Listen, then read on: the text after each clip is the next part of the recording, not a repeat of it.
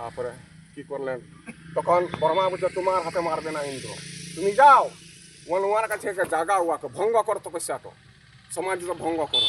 তখন বলছে ইন্দ্র বলছে কে যাবে ওনার কাছে, যে যা প্রথম তো মরবেই, মরা নিশ্চিত।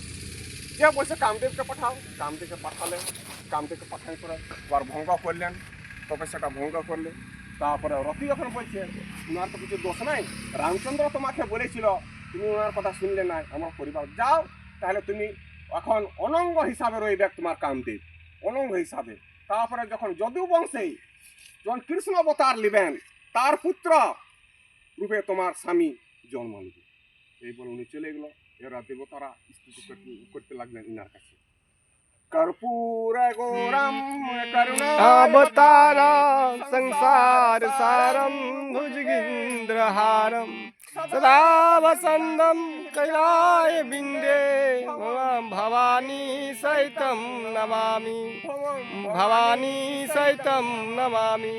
শিব সন্তুষ্ট হয়ে গেল, তাহলে বিয়া করবে। বিয়াটা আমি নিয়ে যাচ্ছি, তারপর তোরা আমি 10 মিনিট শেষ করছি।